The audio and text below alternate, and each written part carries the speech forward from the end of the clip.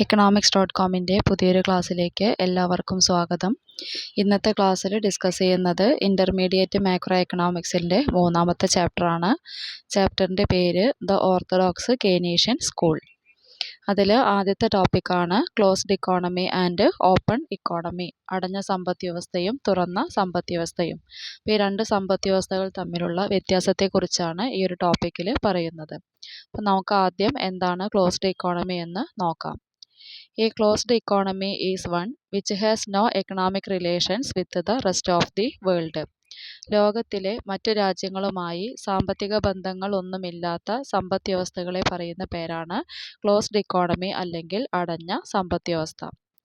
The term closed economy usually refers to an economy in which no imports, export or the movement of factors of production are permitted across boundaries. അതായത് export, import എന്നിവ ഇല്ലാത്ത ഒരു സമ്പദ് വ്യവസ്ഥയെ സൂചിപ്പിക്കുന്നതിന് വേണ്ടിയാണ് closed economy എന്ന term ഉപയോഗിക്കുന്നത്. അതുപോലെ തന്നെ ക്ലോസ്ഡ് ഇക്കോണമി ആണെങ്കിൽ രാജ്യത്തിൻ്റെ അതിർത്തി കടന്നിട്ടുള്ള ഫാക്ടേഴ്സ് ഓഫ് പ്രൊഡക്ഷൻ്റെ മൂവ്മെൻറ്റും ഉണ്ടായിരിക്കില്ല. ഫാക്ടേഴ്സ് ഓഫ് പ്രൊഡക്ഷൻ എന്ന് പറയുമ്പോൾ ഉൽപാദന ഘടകങ്ങളാണ്. ആ ഉൽപാദന ഘടകങ്ങൾ ഒരു രാജ്യത്ത് നിന്ന് മറ്റൊരു രാജ്യത്തിലേക്ക് കൊണ്ടുപോകാനായിട്ട് കഴിയില്ല. അപ്പോൾ ഇതാണ് ക്ലോസ്ഡ് ഇക്കോണമിയുടെ സവിശേഷത. അടുത്തത് എന്താണ് ഓപ്പൺ ഇക്കോണമി എന്ന് നോക്കാം. An open economy is one which has economic relations with the rest of the world. ലോകത്തിലെ മറ്റു രാജ്യങ്ങളുമായി സാമ്പത്തിക ബന്ധം ഉള്ള സമ്പദ് വ്യവസ്ഥകളെ പറയുന്ന പേരാണ് open economy. The term open economy usually refers to an economy in which there are no restrictions on import, export or the movement of factors of production across boundaries. ഇപ്പോൾ ഇമ്പോർട്ട്, എക്സ്പോർട്ട് എന്നിവയ്ക്കും അതുപോലെ തന്നെ ഉൽപാദന ഘടകങ്ങളുടെ മൂവ്മെൻറ്റിനും യാതൊരു തരത്തിലുമുള്ള നിയന്ത്രണങ്ങളോ തടസ്സങ്ങളോ ഇല്ലാത്ത സമ്പദ് വ്യവസ്ഥകളെ സൂചിപ്പിക്കുന്നതിന് വേണ്ടിയാണ് ഓപ്പൺ ഇക്കോണമി എന്ന പദം ഉപയോഗിക്കുന്നത്. Modern economies are open economies. ആധുനിക സമ്പദ് വ്യവസ്ഥകളെല്ലാം ഓപ്പൺ ഇക്കോണമി അല്ലെങ്കിൽ തുറന്ന സമ്പദ് വ്യവസ്ഥകൾക്ക് ഉദാഹരണമാണ്. ഇനി ഈ ഒരു മൊഡ്യൂളിലെ അടുത്ത പ്രധാനപ്പെട്ട ടോപ്പിക്കാണ് ISLM model for a closed economy. ഒരു ക്ലോസ്ഡ് ഇക്കോണമിയിലെ ISLM മോഡൽ എങ്ങനെയാണ് പ്രവർത്തിക്കുന്നത്. നമുക്ക് ISLM മോഡൽ ഓപ്പൺ ഇക്കോണമിയുടെയും ക്ലോസ്ഡ് ഇക്കോണമിയുടെയും പഠിക്കാനായിട്ടുണ്ട്. ആദ്യം ഡിസ്കസ് ചെയ്യുന്നത് ക്ലോസ്ഡ് ഇക്കോണമി മോഡലാണ്. The ISLM model was developed by John R. Hicks and Alvin H. Hansen. രണ്ട് ഇക്കോണമിസ്റ്റുകൾ ചേർന്നാണ് ഈ ഒരു മോഡൽ ഡെവലപ്പ് ചെയ്തിട്ടുള്ളത്. ഒരു എക്കണോമിസ്റ്റിൻ്റെ പേരാണ് JR ഹിക്സ് അല്ലെങ്കിൽ ജോൺ ആർ ഹിക്സ്. രണ്ടാമത്തെ economist Alvin H Hansen. The Hicks-Hansen model combines the theory of income and output and the theory of money and interest in a two-market equilibrium model. അപ്പോൾ Hicks Hansen മോഡലിൽ രണ്ട് തിയറികളാണ് ഒരുമിച്ച് ചേർത്തിരിക്കുന്നത്. ഏതൊക്കെ രണ്ട് തിയറികൾ? ഒന്നാമത്തെയാണ് theory of income and output, ഉൽപ്പന്നത്തിൻ്റെയും വരുമാനത്തിൻ്റെയും സിദ്ധാന്തം. അതുപോലെ തന്നെ പണത്തിൻ്റെയും ഇൻട്രസ്റ്റിൻ്റെ അല്ലെങ്കിൽ പലിശയുടെയും സിദ്ധാന്തം. ഈ രണ്ട് സിദ്ധാന്തങ്ങളെയും കമ്പൈൻ ചെയ്തിട്ടാണ് ഹിക്സ് ഹാൻസൺ മോഡൽ രൂപീകരിച്ചിരിക്കുന്നത്. ഇതൊരു ടു മാർക്കറ്റ് ഇക്വിലിബ്രിയം മോഡലാണ്. രണ്ട് മാർക്കറ്റിലും ഉള്ള ഇക്വിലിബ്രിയത്തെയാണ് ഇതിൽ സൂചിപ്പിക്കുന്നത്. The ISLM model shows how the product market and money market interact to determine the level of income and the rate of interest. സമ്പദ് വ്യവസ്ഥയിൽ പലിശ നിരക്കും വരുമാനവും നിർണ്ണയിക്കുന്നതിന് വേണ്ടി പ്രോഡക്റ്റ് മാർക്കറ്റും മണി മാർക്കറ്റും എങ്ങനെയാണ് ഇൻട്രാക്ട് ചെയ്യുന്നത് എന്നാണ് ISLM മോഡൽ സൂചിപ്പിക്കുന്നത്. It is a general equilibrium model because it shows the attainment of equilibrium simultaneously in both the product and money market.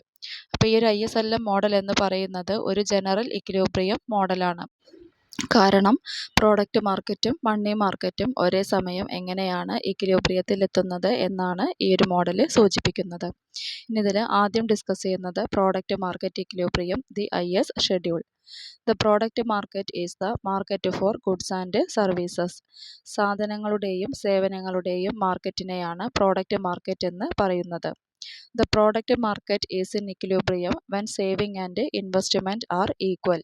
സേവിങ്സും ഇൻവെസ്റ്റ്മെൻറ്റും തുല്യമാകുമ്പോഴാണ് പ്രോഡക്റ്റ് മാർക്കറ്റ് സന്തുലിതാവസ്ഥയിൽ എത്തുന്നത്.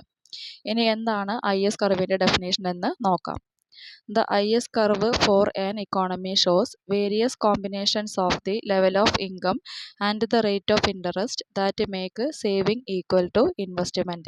ഇപ്പോൾ സേവിങ്സിനെയും ഇൻവെസ്റ്റ്മെൻറ്റിനെയും തുല്യമാക്കുന്ന പലിശ നിരക്കിൻ്റെയും വരുമാനത്തിൻ്റെയും വിവിധ കോമ്പിനേഷൻസിനെ കാണിക്കുന്ന ഒരു കർവിനെയാണ് IS കർവ് എന്ന് പറയുന്നത്. ഇവിടെ സേവിങ്സ് എന്ന് പറയുന്നതിനെ ലീക്കേജായും ഇൻവെസ്റ്റ്മെൻറ്റിനെ ഇൻജക്ഷനായിട്ടാണ് പരിഗണിക്കുന്നത്. Thus the term IS is an expression of the equality of investment and saving which represents the product market equilibrium. ഇവിടെ IS എന്ന ടേം എന്തിനെ സൂചിപ്പിക്കുന്നത്? സേവിങ്ങും ഇൻവെസ്റ്റ്മെൻറ്റും തമ്മിലുള്ള തുല്യത അല്ലെങ്കിൽ ഈക്വാളിറ്റിനെയാണ് സൂചിപ്പിക്കുന്നത്. അതുപോലെ അത് പ്രോഡക്റ്റ് മാർക്കറ്റ് ഇക്വിലിബ്രിയത്തെ റെപ്രസെൻറ്റ് ചെയ്യുന്നു. Then the condition for equilibrium in the product market is Y is equal to C plus I. ഇനി പ്രോഡക്റ്റ് മാർക്കറ്റ് ഇക്വിലിബ്രിയത്തിലെത്താൻ ആവശ്യമായ കണ്ടീഷൻ എന്താണ്? Y is equal to C plus I. ഇവിടെ Y എന്ന് പറയുന്നത് national income ആണ്, ദേശീയ വരുമാനത്തെ സൂചിപ്പിക്കുന്നു. C is equal to domestic consumption, ആഭ്യന്തര ഉപഭോഗത്തെ സൂചിപ്പിക്കുന്നു. ക്ലോസ്ഡ് ഇക്കോണമി ആയതുകൊണ്ടാണ് ഡൊമസ്റ്റിക് എന്ന പദം ഉപയോഗിക്കുന്നത്. I is equal to domestic investment. I എന്ന് പറയുന്ന ടേം എന്തിനെയാണ് സൂചിപ്പിക്കുന്നത്? ഡൊമസ്റ്റിക് ഇൻവെസ്റ്റ്മെൻറ്റ് അല്ലെങ്കിൽ ആഭ്യന്തര നിക്ഷേപത്തെയാണ് സൂചിപ്പിക്കുന്നത്. It is assumed that investment is a function of the rate of interest alone.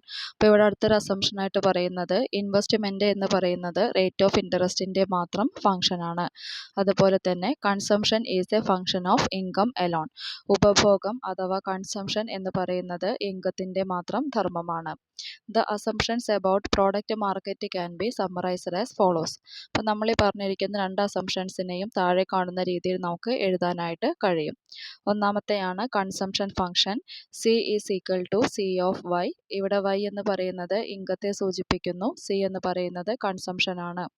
Investment function I is equal to I of R. ഇവിടെ R എന്താണ്? Rate of interest ആണ്. I എന്ന് പറയുന്നത് investment. Then equilibrium condition Y is equal to C of Y plus I of R. അപ്പോൾ നമ്മളിവിടെ C plus I എന്നതിന് പകരം അതിൻ്റെ ഫംഗ്ഷൻ കൂടി ഒരുമിച്ച് എഴുതിയെന്നേ ഉള്ളൂ. C of Y plus I of R എന്ന് എഴുതി. The equilibrium condition can also be stated as I is equal to S. ഇനി ആ ഒരു ഇക്വിലിബ്രിയം കണ്ടീഷനെ നമുക്ക് എങ്ങനെ കൂടി എഴുതാൻ പറ്റും? I സമം S എന്ന് കൂടി എഴുതാം. The three equations used to show the product market equilibrium could be stated as follows. അപ്പോൾ നമുക്കിനി പ്രോഡക്റ്റ് മാർക്കറ്റ് ഇക്വിലിബ്രിയത്തിനെ കാണിക്കുന്ന ആ 3 ഇക്വേഷൻസ് എങ്ങനെയാണെന്ന് നോക്കാം. ഒന്നാമത്തെ ഇക്വേഷനാണ് saving function S equal to S of Y. രണ്ടാമത്തെ equation investment function I is equal to I of R. ഇനി അതിൻ്റെ equilibrium condition S of Y is equal to I of R.